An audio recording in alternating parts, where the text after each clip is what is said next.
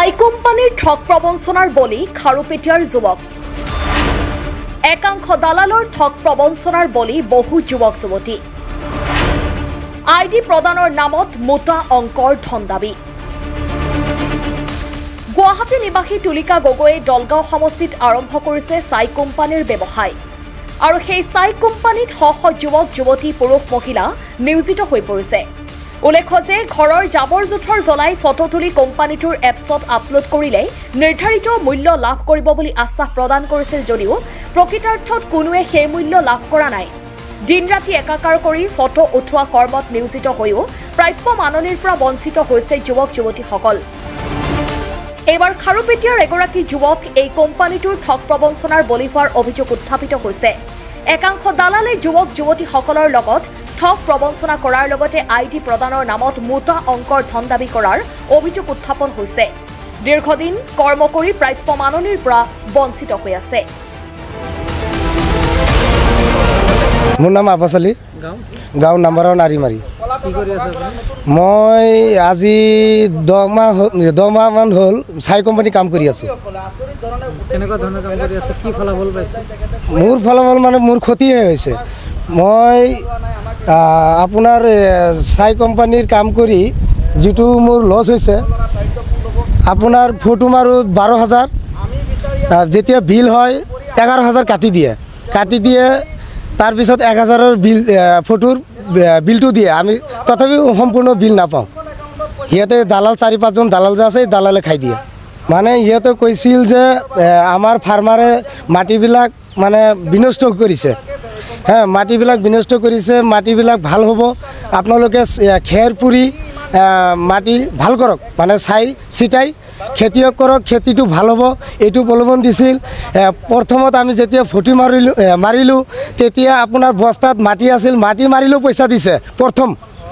আৰু এতিয়া আমি অৰিজিনেল হিচাপত কাম কৰি আছোঁ, মানে ছাই খেৰ বহুত খেৰ পুৰি আমি হেৰি কৰি আছোঁ।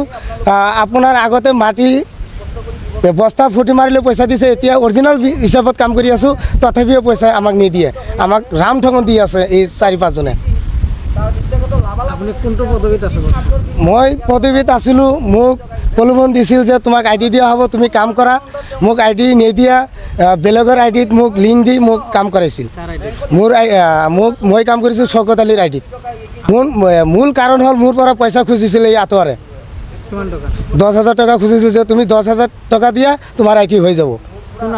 এইটো এই জঙলপাৰা আঁতোৱাৰে। তাৰমানে সিহঁতৰ যিবিলাক মানে নিজৰ বুজাবুজি থাকে, সিহঁতৰ মানে প্ৰাইভেট হিচাপে মানুহ সিহঁতে যিবিলাক সজাই লয়, সিহঁতে মানে ৰাইজৰ মানে সন্মুখত পইচা বেছিকৈ দি ফটো মাৰি দেখাই দিয়ে যে পইচা সি বেছি পালে। অৰিজিনেল হিচাপে 50 টকা, 200 টকা, 400 টকাৰ ওপৰত পইচা কোনেও পোৱা নাই।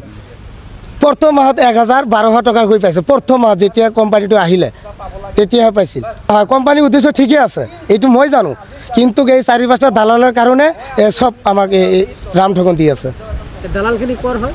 দালাল আপোনাৰ এই ধোলাৰ আছে, আমাৰ আৰিমাৰী আছে, জঙলপাৰাৰ আছে, আপোনাৰ হেৰি দলগাঁৱৰ আছে।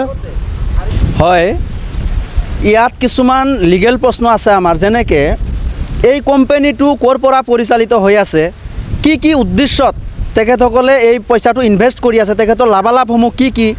এই যে 12,000-13,000কৈ ফটো মাৰি আছে, 11,000কৈ কাট খাই যায়, এই পইচাসমূহ তেখেতে পায়নে নাই, এই বিষয়বস্তুখিনি তথ্য প্ৰমাণ সহকাৰে ৰাজহুৱা কৰাৰ আমি দাবী জনাইছিলোঁ।